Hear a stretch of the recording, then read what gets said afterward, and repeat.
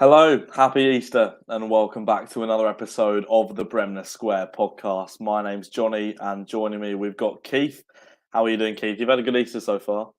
Great.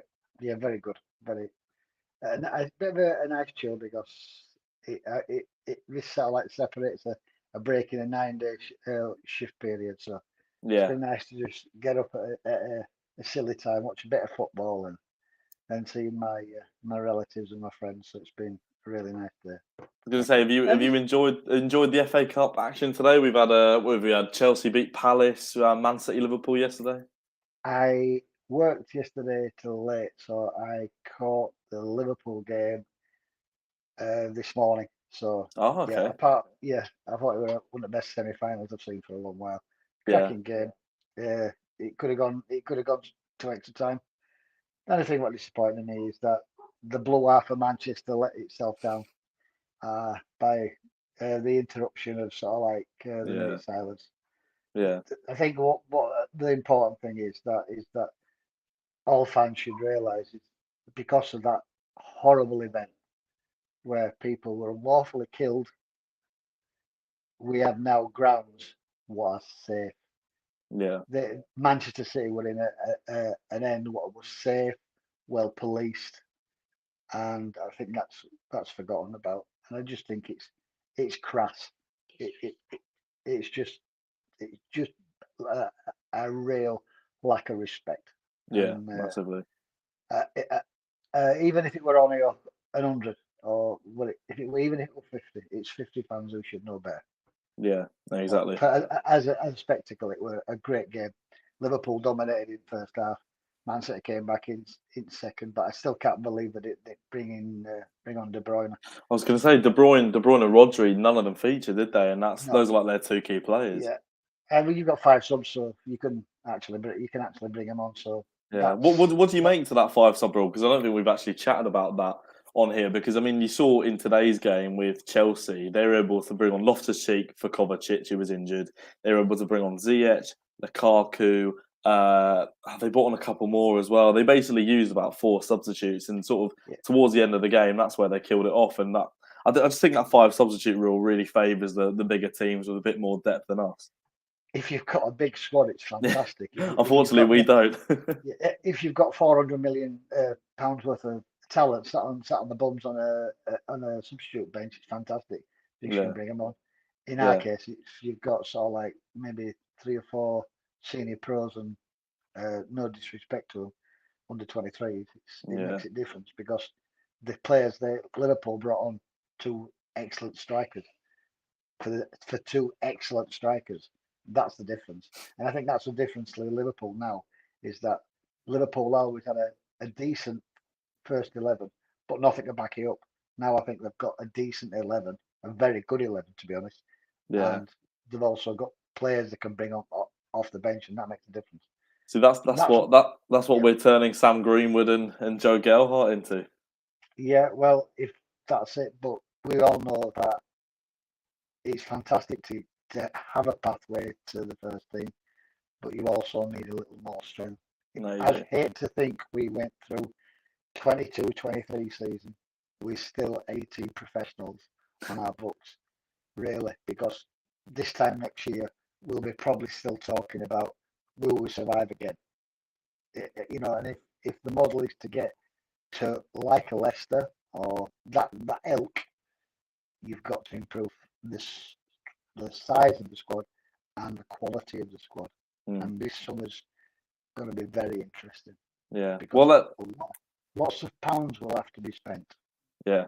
I mean, let's talk about that squad because one of the things we wanted to talk about on this podcast episode, of course, Chelsea have denied us of the fact of a Leeds v Chelsea game this Sunday. They've selfishly got through to the FA Cup, what is now final.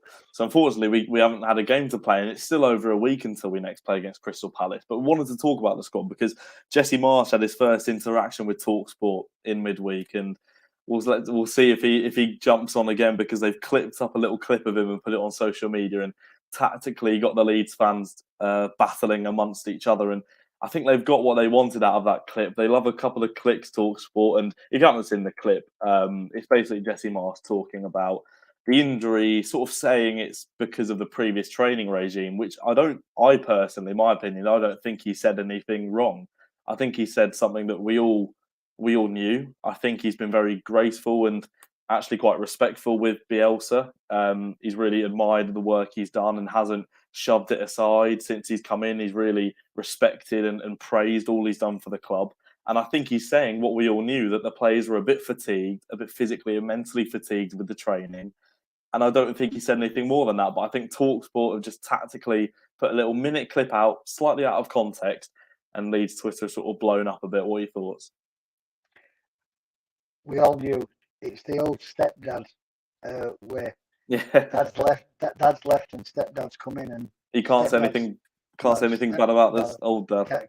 Can't say anything about dad. And to be honest, you really shouldn't say really bad about Bielsa, because under Bielsa's regime of those seasons, Leeds got to Premier League, and that shouldn't be forgotten. But if the board of directors decided he was going to change in the summer, I would have liked him to stay till the summer, even though it could have meant us going down. But there's been a change. I think now we've got to all grow up, and we've got to understand that this is the man taking us forward. He will hopefully take us into the 22-23 season. Hopefully with 3 or 4 points, definitely Premier League, because I still think we need points. If he does that and he's back in the summer, when the season starts in August, we probably might see a Jesse Marsch's team. At the moment, we've seen a Bielsa Marsch team. It's a little bit of a mix and match. And there has been games when the old Bielsa has it's kind of surfaced a little. It's not the same football. It's not as frenetic. It's not maybe as, I can't say not organised, but it's not Bielsa. Everything was so detailed.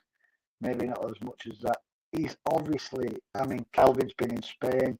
I think Click has been somewhere nice. I think Click's with him. I think they're playing golf together. Oh, right, okay, right. So I think there has been a little loosening of the shoe on the accelerator, and I think it probably benefited a lot of players who've been to the metal for the last 4 seasons.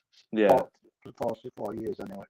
Yeah. I think maybe they'll get a bit of benefit. I think, to be honest, I know the players, they crossed the white line, but as fans, we needed a couple of weeks off this. We really did. We just needed a little break. Do you not find though, when even though there's a break, you're like, in hindsight, it's like brilliant, 2 weeks of no Leeds, but now on the weekend you're bored. Do you not find that? I don't like to game. I got to be honest, I don't like to game myself. Yeah. The actual, when you actually thought about it, we were going to play. We knew that as soon as we'd played Watford, Burnley would have had 4 games before we actually. So when we kick a ball against Crystal Palace, they will be 1 game in front of us. Hopefully, there won't be the points they get over won't be a lot. Great point today at West Ham. Of course, such a horrible way to get rid of a man who sort of like got you everything to get where you are. I don't think that would dealt a lot worse than Bielsa going at Leeds. Well, let's talk about that, because I think the Sean Dyche sacking is, I mean, because like you say with the one at Leeds with Bielsa, obviously it was, you saw loads of players coming out afterwards and going on, like, putting out their tributes. I saw nothing from Burnley players. I mean, I don't follow any. I actually have to actively go out and search for Burnley players' tweets and Instagrams, and there was nothing there. I couldn't see anything, and it all doesn't seem very amicable. There's a YouTube video by a Burnley supporter. He usually does quite a lot of blogs on new kits and stuff like this. And this Burnley fan, I advise everybody to watch him, because I think is it Visa? Do you know? Yes, He was a broken man. Yeah, absolutely broken. And I think there's a couple of things what actually made a lot of sense. What didn't make sense is you've got 8 games to play. Why sack your manager? Well, this is the thing. They're all saying, like, bring in Sam Allardyce, who knows how to keep a side up. Sean Dyche knows how to keep a side Yeah. up. I don't. And That's what I don't understand. It's. I mean, could we see Bielsa at Turf Moor? Do you think? Well, the thing is, whoever's coming in, they have sacked the manager, under 23 goalkeeper coach. I think even Tea Lady got sacked. Yeah, So I they mean, all- Ben Mee was on the sideline yeah, today. yeah. So basically, whoever's coming, whoever they're trying to get in, has got his own staff. So, I mean, me and my son last night were scratching his heads about like who we could consider. Ranieri, he's Solskjaer. But I just the I other don't know, side it's of the coin is, who wants to come into a team with 7 games to go and put your reputation at line yeah. for that? Unless you get it. It's like if the money what they're offering is massive money to keep them up, maybe. But I'm scratching my head to say, because obviously, if you sack a head coach, you've got to have an idea who you're coming in. Yeah. You don't Well, just sack a coach. they should have prepared a bit like we did with Marsch. Like he Yeah, came in yeah, a day after, didn't he? yeah. Really, the sacking. They should have Well, done that and like actually had a yeah, plan as to who. Because I don't think they're bringing. I watched the same video you were on about the yeah. Burnley YouTuber Visa. I think he was saying as well. I don't think they've got a replacement going to come in this season. I I really think don't think they're going to bring anyone in. from what I've heard, because I live in Keighley, which it's a little way from Burnley, but there's a lot of Burnley fans actually come in store, and there's a lot of Okay.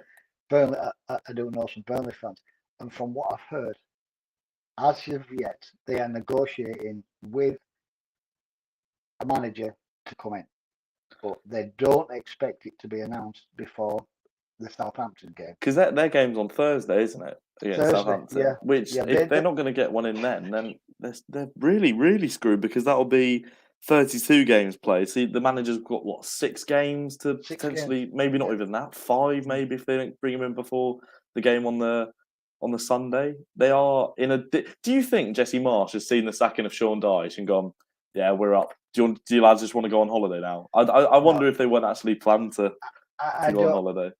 I think that's probably the worst thing they can do. You've got to look at Palace. You've got to hopefully get some out of Palace, because remember, after Palace, Manchester City are in a title race with Liverpool. Said they will be going guns blazers. That's a tough one. Hmm. Arsenal, you don't know which Arsenal team's going to turn up at all. It will be the good one. It will be the good. Eddie Nketiah, Nketiah will turn into prime yeah, Thierry Henry, and yeah, that's it. Yeah, yeah, yeah. And then you've got Chelsea, who basically probably still need the points just to guarantee they get third place and a guaranteed Champions League place. So that's 3 really hard games. So yeah. say for instance, I don't want to be downcast, or I don't want to be a negative Norris, but just a case of, if we don't pick any points up for that, and Burnley do pick up maybe a win, a draw, something like that, it still means probably after all these games, we might need something against Brighton. And Brighton's last results have been an away win at Spurs, an away win at Arsenal. But they've got their 9-win cap now. They don't get any more. They will not get any more. Yeah, they don't need a 10 now. They don't. No. They will never get to double figures in wins. They won't. They won't. Yeah. Do you think Burnley will be? Do you think Burnley fans will be happy with their point against West Ham? They aren't. No, not one Burnley fan I've spoken to said they have basically been aghast. They can't believe. One, they can't believe that somebody who'd shown so much service and had been offered some decent jobs has basically been cast aside. They point to the fact that they spent £300,000 in the transfer window in January. They haven't backed Dyche at all. And I think when the dust settles, I think he's gone to the board and said, right, what is the plan for next season? Am I going to get some serious money? And they'd probably turn around and say, depends where we are. But yeah, I'll tell you this for certain. This was not mutually agreed. He was sacked. That's the thing. They didn't say. They didn't come out and say that it was sacked, but there's not a chance. It's not. Dyche has left. He's not left. He is not left. He was sacked. 100%. And I do think there's been a bit of a disagreement with their board. Yeah. And And that's put us in a great position. Like you say, the running that we've got is, there is a danger we pick up a lot less points than we think we will, and we look at that Brighton game potentially relying on something. Crystal Palace on that Monday night, it's still over a week away, so we could find out that Bamford's foot is healed and he's back in. That's not going to happen. But like I say, team news can change. Crystal Palace have just been knocked out of the FA Cup in the semi-finals at Wembley. Do you think they've got enough time to get over that before our game? I think the main thing is why they were knocked out of FA Cup today. Chelsea are a good side, but the one player who stood out among anybody in Premier League this year has been Colin Gallagher. And I think he's key to that. He's a perfect number 8. Perfect. And I think by all accounts they missed him. And I think we Gallagher inside. You can understand why Leeds wanted him so much. He's a class act. And I think he'll go probably straight at Chelsea side next season. I think he'll probably go. So I think that's a good chance of him actually starting for Chelsea. So, yeah. And I think they missed him today. I think Palace without him are a different side. Palace really didn't look on it today at all. I mean, like you say, that is because Chelsea are a very good side. And if you look at the run that Palace have had in the FA Cup, they beat Millwall, Bournemouth, Stoke, and Everton. That was the toughest challenge they faced in the FA Cup this season. Why can't we get a run like that? This is exactly what I was saying to my dad earlier. Why can't we have a cup run? Why can't we have a Boreham Wood? We got drawn against what? So we got drawn against West Ham away. That apart from Chelsea today, that is tougher than any of the fixtures that Palace had in their running, and we got given it in the third round. Yeah. 4 games you have to win to get to Wembley, Keith. 4. I know, 4. I know. And the thing is, that's. I think if you're not taking a step to, we're a long way off the top 6. We're probably quite away from a middle of the road. I think we're closer to the Championship than we are the top 6. I'll be honest with you. Yeah, but because there is that, there's not a lot of points between sort of like 9th, 10th to sort of like 16th, 17th. So it's not a massive amount. But to take this club step, I want a cup run. I want to dream of going to Wembley. I want to walk down Wembley Way with a league scarf on. Because I've done it a long time ago, and I'm not getting any younger. Father Time's not been so kind, and sort of like I would like to sort of like get to Wembley before while I can still actually get there. Okay, that to me that's the ultimate me. Is a cup win. I think. Yeah, I would love to win. Even a semi-final. And not get like Palace fans. I'm sure they're out of the FA Cup, but the day they've had today will probably they'll look back on it a bit more fonder than Chelsea fans will, because Chelsea fans are used to it. You look at these.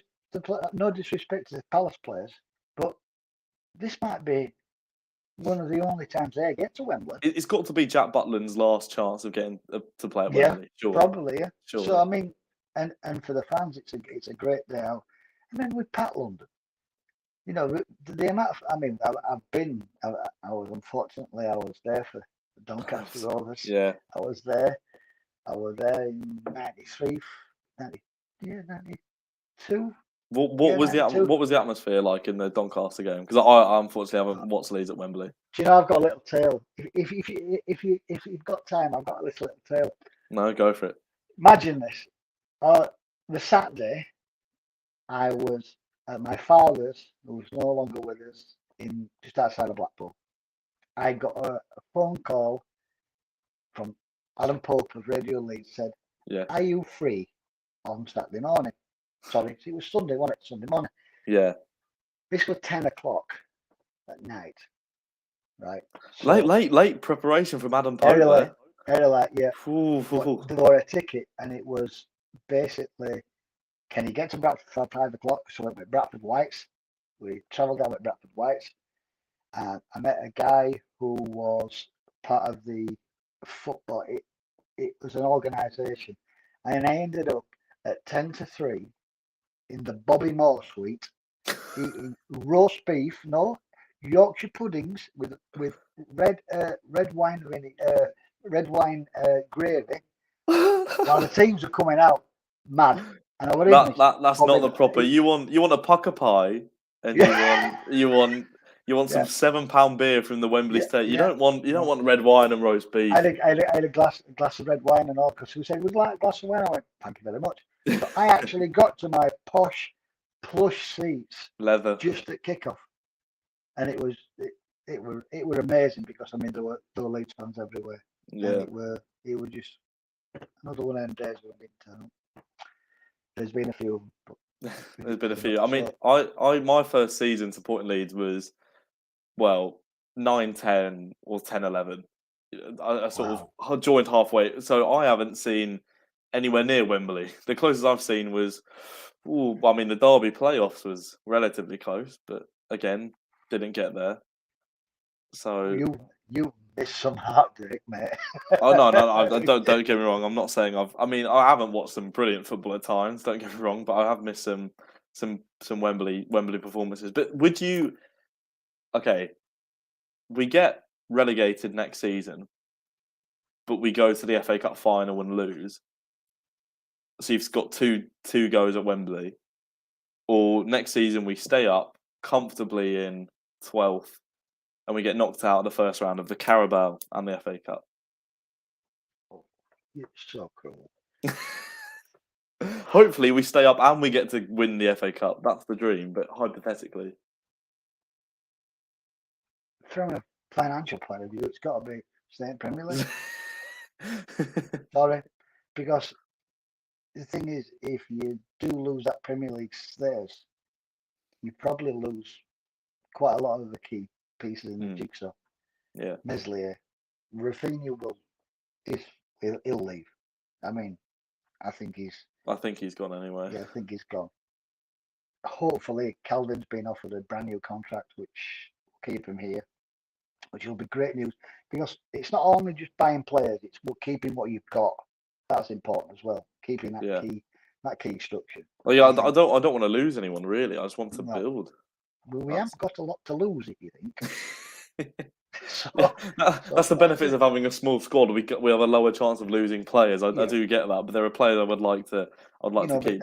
The people who've been mentioned as Meslier, obviously Calvin Phillips, Jack Harrison linked to Arsenal. Yeah. If they put in a decent bid, I mean, I don't know what a decent bid is for Jack Harrison. I'm not saying I'd be tempted to say yes, but I think it's I remember with Jack Harrison when he first came, and you sort of saw bits of it. Then the season after, I thought he really bloomed. I thought he was really good. This season he's been a bit out, but he scored 3 and 3.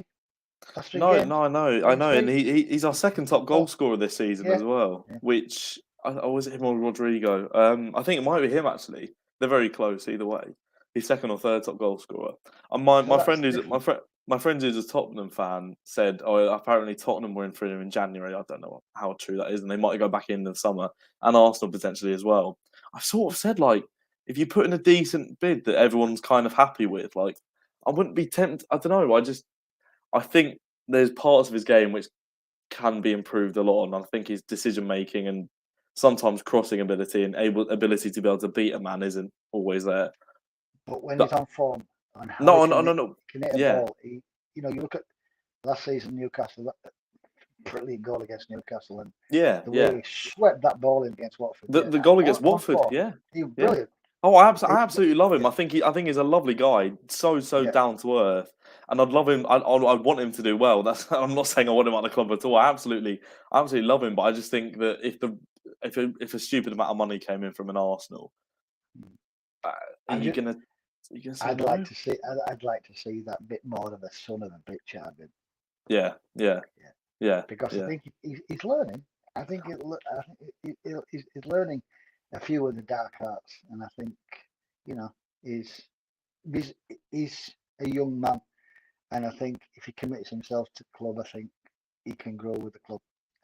He's one of the players I wouldn't want to sell. Definitely. I know he's not everybody's favourite, but I think he's a really good player in there. Yeah, I think that's the thing. He's a bit too nice. I think he needs Rafinha's anger, and then he could actually could probably kick on. The first season back in the Premier League for him, 8 goals, 8 assists. Yeah, that's He's great. he's nearing the 8 goals this season. I think Yeah.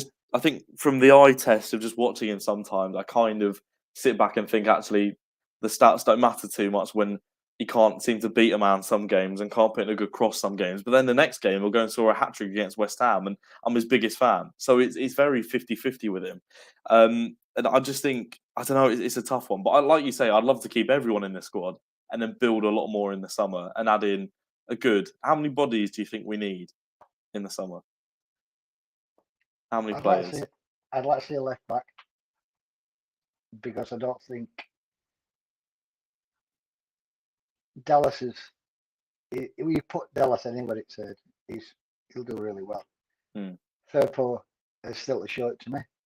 I think that another player I think who's got something, but he's been out of football for a long time. He has, yeah.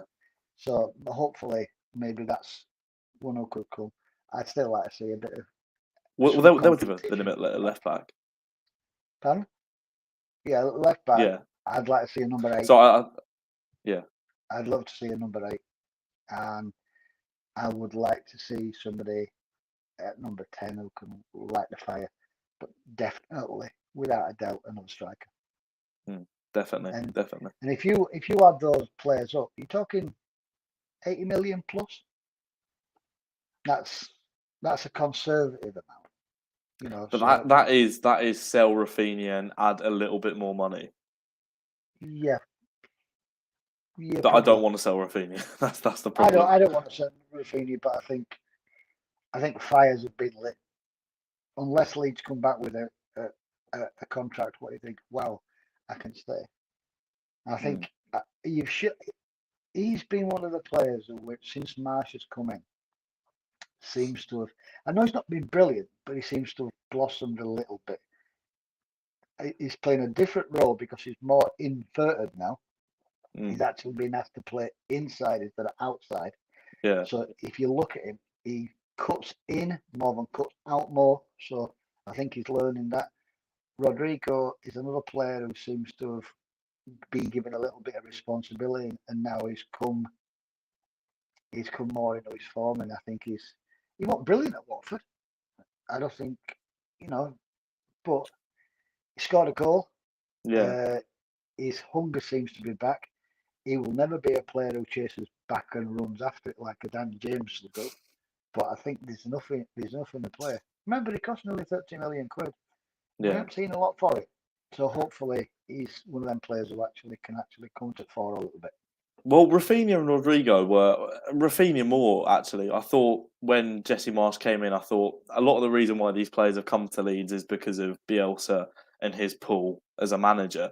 And I thought when we bought Marsch, and I thought, when a supply teacher comes into school and the kids with a bit more of an ego kind of misbehave, I kind of thought this is going to be Rafinha. This is going to be his test of whatever Marsch tells him to do, he's not going to do. He's just going to play to his own game, maybe pass a little less, and that'll be sort of him gone in the summer.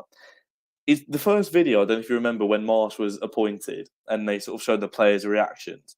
Rafinha looked so happy. And after the Watford game as well, you see him hugging Marsch, sort of speaking to him a lot.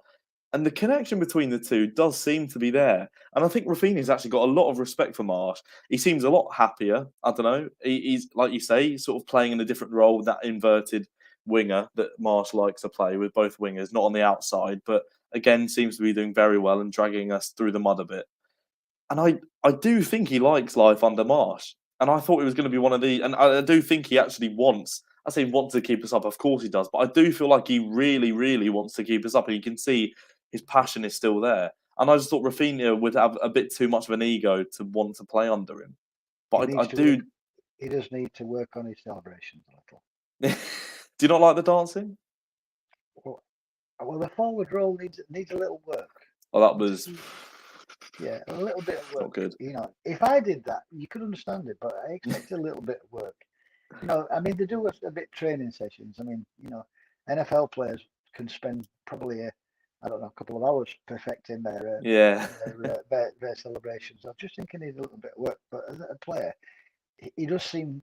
I think it reminds me of this. Some head teachers or term teachers who get the best out of their pupils by just respect.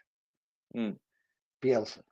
Yeah. There's some teachers who are maybe you can do better than this. A little bit. I mean, it's obvious at school, so you've got to be careful they all touch your feeling. But to encourage people in a vocal way to get the best out of them, Marsch seems to be that kind of. That's where he seems to have got into some of their. Man for man management, he seems to be a Yeah. bit better, doesn't he? Well, Bielsa's Bielsa. I'm not going to diss the man because I thought Bielsa, like I said, he has been he was amazing in his time, but it's a different type of coach. Marsch. I mean, some will prefer it, but then again, some won't prefer it. It all kind of works, isn't it? Depending on the player. I don't think anybody's come out and said, I don't like how he coaches. Yeah. Nobody came out about Bielsa. Nobody said they were tired or anything else like that. I just think that it's a different style, and when you're on your backside, getting whooped every week, and it must ground into your psyche, and you think, God, I don't want to do this. Well, you could tell some players' confidence was shot. I think Pascal Struijk looked completely shot. Click. I think Click's come on quite well. I think it's strange because Forshaw's got an injury now, he's just dropped down a little bit down pecking order. But I see Forshaw as if you start Phillips now, you could probably bring Forshaw in to replace him and keep Click together, because I think Phillips and Click as that little anchor in front at back forward. I think it could work because I think Click can go a little bit forward, and I think Phillips can still keep that line. But he's we've got 10 points out of 12. Let's celebrate the sake, because without those 10 points, we will be thinking, oopsie daisy. Exactly. If we'd have got half those points, if we'd have only got 6 points, 5 points. If we'd only got 5 points, that draw for Burnley would have think, oh shit, Burnley. Well, let's look at where we are now. This is me doing the maths now. 8 points ahead of Burnley. Yeah. And they've got a game in hand on us. And obviously they'd have played one more game by the time we get to play at Selhurst Park. The fact that Cornet missed a penalty today, and the fact that Suchek equalised. I mean, Cornet's had an awful couple of weeks. The open goal miss against Norwich, couldn't redeem himself again today. The fact that Burnley, let's hope they don't pick anything up against Southampton in their game next weekend. If Burnley lose to Southampton, they're level with us on games played, 8 points behind us with 6 games left. We're obviously not going to say at any point we're safe when it's not mathematical yet. But are you a lot less stressed than you were a couple of weeks ago? Yeah. And do you think where do you think we sort of mentality-wise need to go from here? Because it's obviously we're in a much better position. Is it still the focus of we still need points on the board? Most of my friends who are not Leeds fans, have said we're safe as we are. We've known for the points. Most of the Leeds fans probably say 3, maybe 4 points. That takes it to 37. 4 points would take it to 37, 36. 37 points. But most of my other friends said nobody in those bottom 3 will get even up to 30 points. So the thing is, Burnley have got to chase Everton first before they can think about us. Yeah, exactly. Of course, yeah. So if they don't get maximum points out of Southampton's a funny one, because one week they can get spanked by Chelsea, and then they pulled that an amazing performance. I mean, Foster in their goal were just immense. Yeah, that's over Saka. Brilliant. Yeah. So, but it's what Southampton think. You don't know if you think, well, we've got that points now, we're all right. Let's get us flip-flops ready and ready for beach. Because you do get to a stage in the season when players will think, it's holiday time. Where am I booking for my holidays? I'm gonna go, and they can actually be halfway on the beach anyway. Yeah. So whether whether that's. I think if Southampton go in front against Burnley, it's hard to see them coming back Burnley because they don't seem to have. A lot will depend if anything happens managerial wise up to Thursday. Mm. I can imagine that. I don't think it will. I really don't. I No, don't see it. if it doesn't, the worst case scenario is to get 3 points. That makes them 3 points nearer Everton. Yeah, Everton's exactly. Everton's they play Leicester, which is tough. I mean, our running's pretty tough, but theirs is nightmarish. They've got Liverpool coming up as well. Yeah, and the Merseyside derby, so that's nightmarish. So I daren't say and hang me out and say we're safe. I still think we need a few more points. If we beat Crystal Palace, are we safe? I'll wear a sombrero for next podcast. Very Steve Evans of you. Very Steve Evans of you. Very Steve Evans. Yeah. Very Steve Evans of you. I'll be quite happy. If we beat Palace, 36 points. It's a tough ask for anybody for them to get that. Yeah. Even a point 34. Going to Manchester City.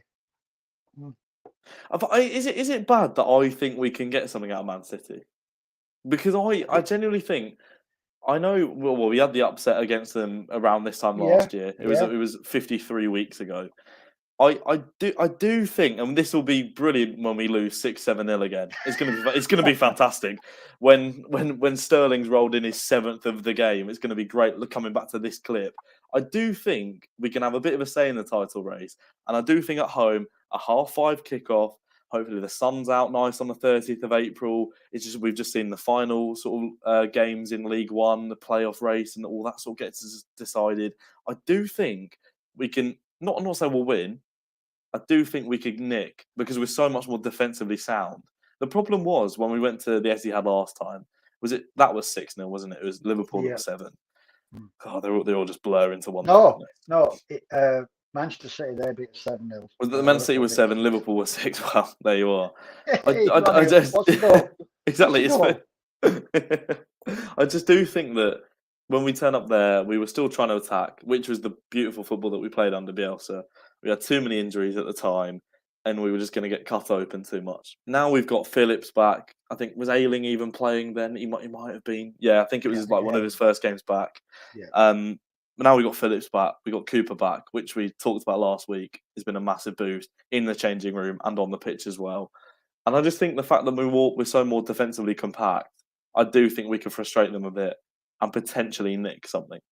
That's all I think potentially. Well, I'm hoping you are right on that. So am I. It would be nice for 50. Let's see if we'll do that. Be 55 weeks after that match last season. 54, 55. Yes, yeah, 50, 55. Yeah, 55. One of the comments Michael Brown said. He said that the teams Brighton, Southampton, Newcastle, and Brentford, they're all safe now. He said he thinks that Villa potentially are looking over their shoulders a bit, which I don't think. Unfortunately, as much as I wouldn't mind it, Michael, I think they're fine. I don't think if Villa lose another game, it could because if you look at the gap between where we are and top 10, it's 2 wins. Yeah, well, I didn't realise Newcastle, if they lost today against Leicester, we'd be a point off them, and we'd have played the same amount of games. I mean, now they're 4 points ahead because they got that last-minute winner, but even so, winning, but that's it. You know, even so, maybe a Sam Greenwood last-minute winner against Manchester City. Praise the Lord. Or that'd be kind of nice, wouldn't it? Really. That would be very good. Yeah, there's plenty to go. There's plenty to. It wouldn't be Leeds if it were easy. If we were sat in the table now, it'd be like. It'd be boring, though, wouldn't it? It'd be boring. But yeah, this is far more fun. I'd like it to be a bit less tense. Yeah, it's very tense. You know, it's when it comes to Palace game around, it'll be quite nervy. But we can just hope that the teams who are playing Burnley put up a good fight and do the business. And if we go into Palace knowing that they haven't got maximum points. Maybe it could spur players and say, right, we win this game today, lads. We can sort of like hang us out, and that could be it. Mm. That's. But I think a lot depends on the next two Burnley games. I think if they get a win in one of them games, it puts not being defeated, but it puts a different slant on it. That's what Yeah, I'd say. no, it does. It does. I mean, Michael said that Villa are on 36 points. I still think, even though that is actually a little bit less than I thought they were on, of course, it's Yeah, only I thought they were 3 on more points. than that. Yeah, it's only I 3 thought they were points ahead of more than us. I just don't see Burnley getting anywhere near 36, really. No, well, the thing is, I'd say that maybe that is the line in the sand. Yeah, That and I think, means Burnley have won 4 games. It would mean they would have to win 100% of the games what they were to yeah, just match it. yeah, 4 exactly. straight wins. And I don't see it. no, I don't. But I think they can football's, grind out points very well, I think I can but get points to make I it just interesting. Yeah. I just don't think they've got. And to be honest, say new manager bounce. It must be so weird having Ben Mee on the sideline, sort of being able to have an influence on the team when he was a player X months ago. I just think it's such a weird setup, and I thought they were going to have a bit of a bounce today. And if Cornet sicks that penalty away, West Ham are probably so tired because of the fantastic win they've had in the Europa League in midweek. I mean, we speak about Crystal Palace going to Wembley. If we could be one of those sides that are in the Europa League, sort of like West Ham are going on a European tour, that's a completely another step. One step at a time. Yeah, what's it? Yeah, let's step just at a make sure we're not playing in the Championship next Yeah, season, that's all. and we can kick on. Yeah, We can kick on. from there. The good thing is in the Championship, you can still get to Wembley in the FA Cup. So maybe Championship's not. But have you missed? Obviously in previous Easter weekends, we had it was the 2018-19 Wigan on Good Friday. It was Brentford on the Monday. Have you missed the double sort of game week over the Easter weekend that the Championship gives you? I haven't missed those 2 games at all. No, No. I think no. I watched the Huddersfield. No disrespect to Huddersfield Town, but I watched Huddersfield Town play out a game with QPR, and I thought to myself, "Phew, I used to watch that for so much." No, I'm quite happy, even though we have been talked a few times. I still like to see football at Premier League, and this Yeah. season of Premier League there's some. It's not a classic Premier League league this year, but there is some bloody good teams in it. And when they are, sometimes even though if you're on the end of the spanking, you to see some class there is in it. I still Yeah. think, and I have thought about it for a long time, is that the Premier League I think it's the best league in Europe, without doubt. I think it is. I think it brilliant. definitely is. Yeah, Yeah. it's like you say. I watched Derby versus Fulham on the Friday night, and even though Derby have sort of couldn't you sleep? yeah, just about. I was really excited to see if Fulham would actually confirm promotion to the Premier League because it's so in the balance that they may not go up. No, of course, we know Derby, what's going to come up. Fulham will come up, they'll stay around for a couple of seasons, then they'll go back down again, then stay another season, then come back up. That's the thing. I was saying. Obviously, Norwich get called a bit of a yo-yo club. Fulham got. I had a little sort of thing in my head as to when they got promoted and relegated. They got promoted in the 2017-18 season. They were then relegated in 18-19, promoted in 19-20, relegated in 2021, will be promoted in 21-22. That's 5 up and down seasons, and it could be 6 if they get relegated next season.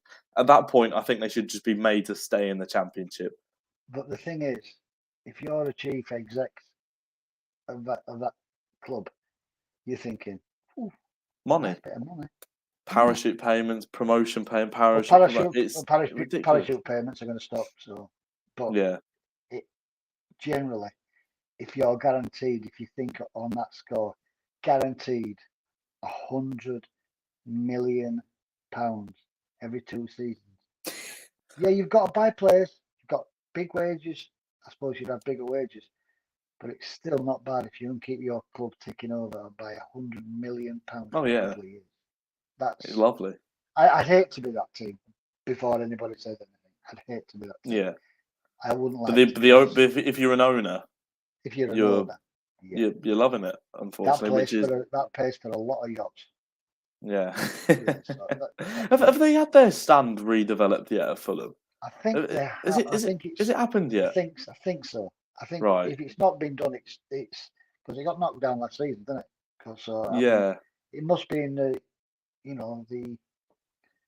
uh, must be in final things. I mean, another thing is that even we haven't even touched on if we stay up this season, is that it was said that the plans to redevelop Ellen Road would be submitted probably at a cost of 10 million quid. Can you believe it? 10 million quid to submit plans and get Submit the a architect. plan. Yeah, submit a plan. That's not actually building. Yeah. It's getting the things what's in that. Probably 10 million quid to do that. That's Heck of a lot of money for a it's a plan, lot of isn't money. it? But remember, going off a little bit at a jar, we made 25 million this year. Yeah. That's a lot of money. Not many teams have made money in this Premier. I Premier feel League. like that information coming out has really put pressure on the club to spend this summer though. Because we're in a profit, we're in the green. Yeah, because people have said, why didn't they spend in January if they had that kind of money? But yeah, they've done that's gone now. So what we do is hopefully invest a quantity of money on good qualities who can increase the quality of the squad and also the quantity, because we definitely need a few more players in that block. Yeah, we do. We do. Yeah. So it's we are where we are, and let's hope for a right good Southampton win on Thursday. Get in there. Exactly. We'll almost end the podcast there. I did want to talk about the man who has stopped us from playing against Derby and Queen's Park Rangers and Huddersfield week in week out. Marcelo Bielsa, of course. We can't go a podcast without still mentioning his name. A few Leeds fans on Twitter actually hatched a plan to message Bielsa and got a tribute in the newspaper, the biggest newspaper in the Argentinian city, Rosario. Yeah, Rosario. Yeah, Rosario. In big bold letters, in case you haven't seen it on Twitter. Yeah, It says, thank you, Marcelo. Yeah. Thank you. And then in well, obviously not in English, in more Spanish. because in Spanish, obviously. But I think it has been translated on Twitter. And I mean, we don't know if he's seen it, but I'd like to think he's been able to see it. Yeah, Bielsa's got nearly every English paper. What would be basically read them. Every report on Leeds, so without doubt, he would have seen it. He would have seen it. I think it would have touched him. I think that kind of for people to make that gesture, I think that would have touched him. It wouldn't surprise me if it would have brought a tear to the old man's eyes. But that's how much respect we've got for him. He is that we will always be remembered as the man who took us to the promised land. Exactly.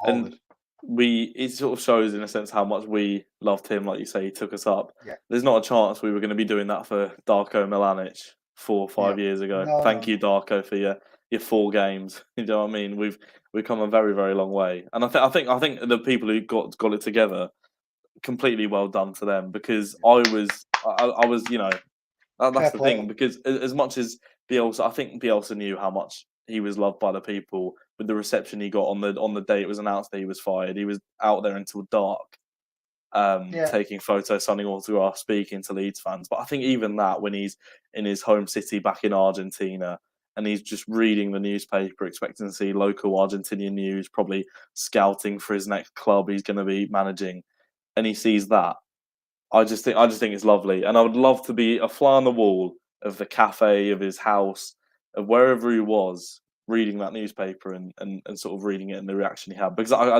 agree with you, Keith. I think it would have brought a tear to his eye. Yeah, I do. And it's even though the club didn't give us the opportunity to do it, I think what impressed him and what made it so special about coming to Leeds with the fans, and that would mean much more to him than a concrete bucket. That's not actually what they're doing, is it? I don't think. I think they've squashed that rumor. I think. Well, I think one of the communication directors on Twitter came out and said that's not it, and I'm glad because it's a bit like a tourist attraction, wasn't it? You can come and sit on Bielsa's bucket, and then get to go and watch the game. I think. What would you do? Because I think a statue is the obvious shout. do you know? But I it's some, just do you know? I just love. I just love on back in next season's sparkling white Adidas shirt, just on the collar, Bielsa. great shout. I really like that. Just Really, Bielsa. really like that.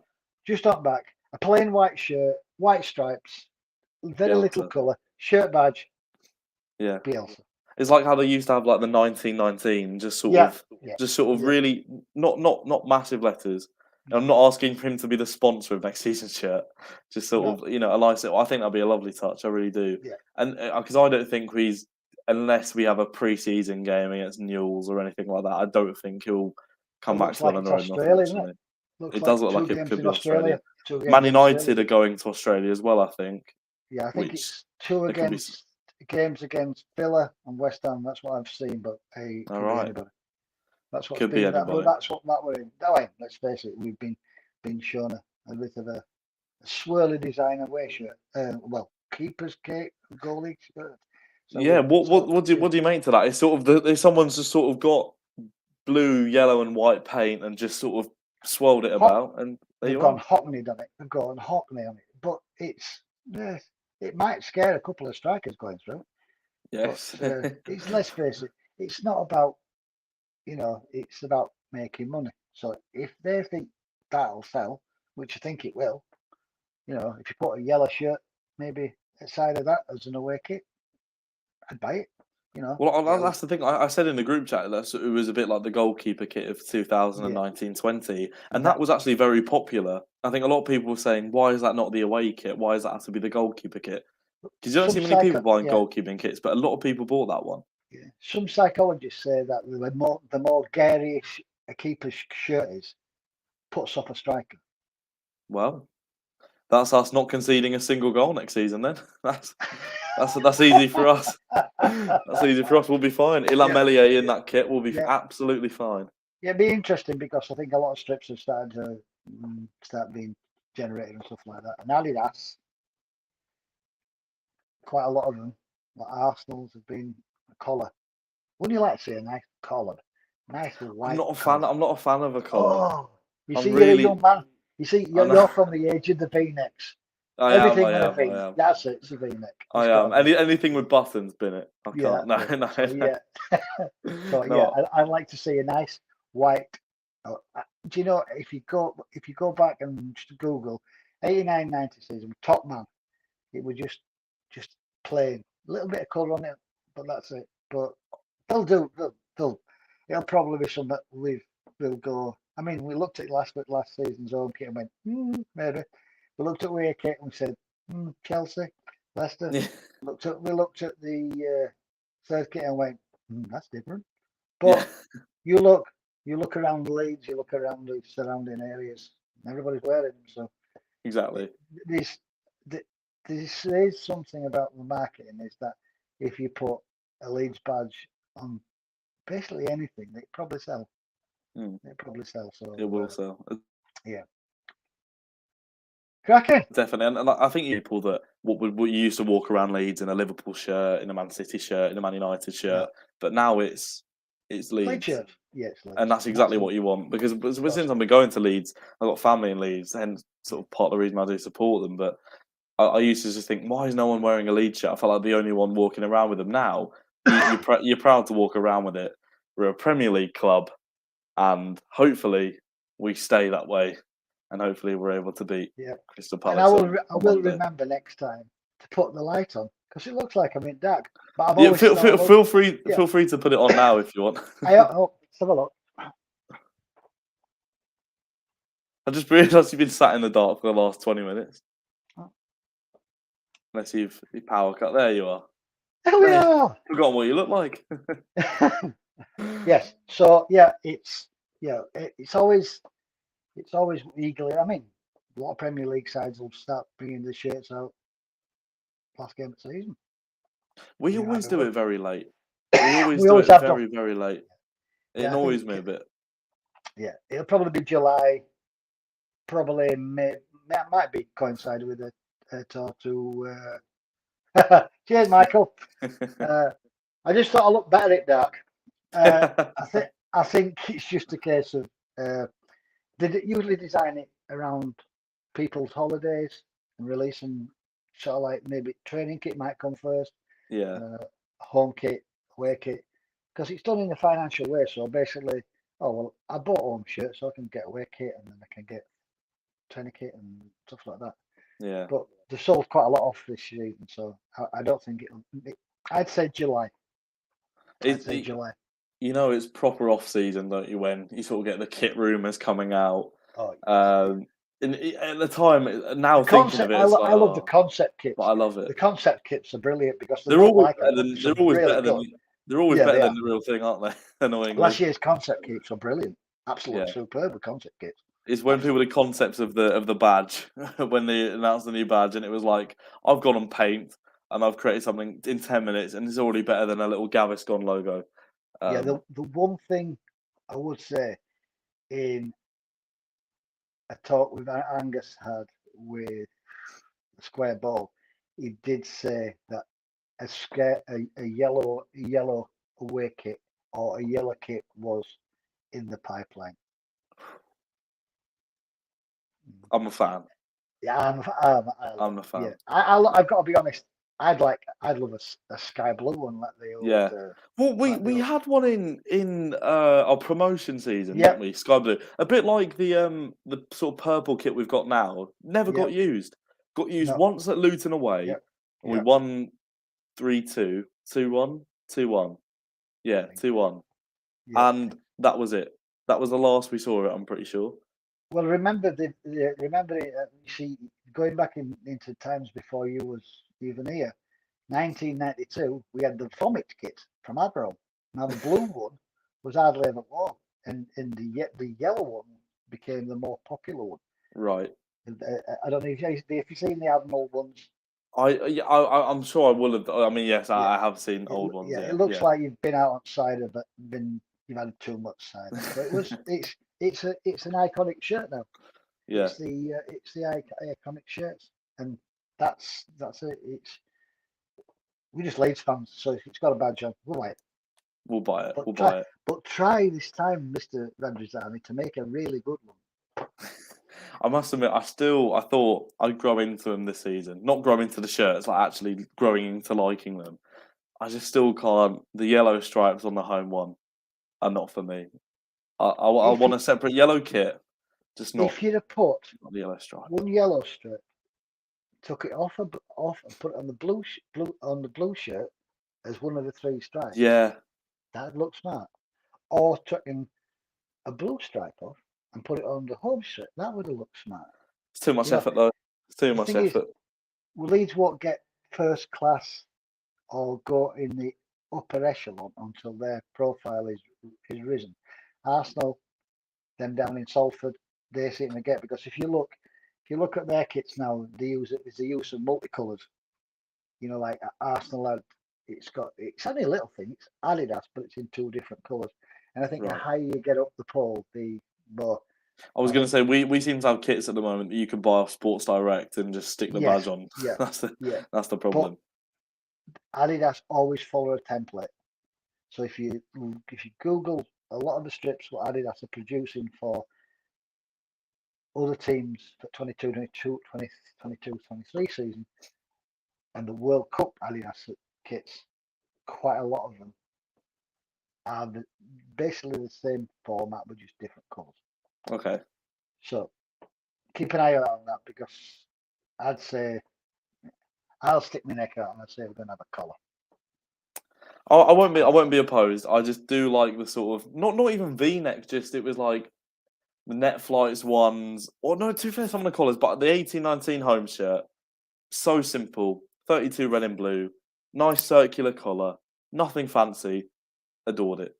Yeah, that's good. I think Yeah. use the away kits because to be honest, the away kits, there hasn't really been an away kit recently where I've gone like, don't really like that. The one I bought this season is the blue one because I really like it. I like the lilac one because we haven't lost in it. I Yeah, like that's a good one. the one last year. The kind of maroon one was very nice. Yeah. The My yellow favourite. one. Yeah.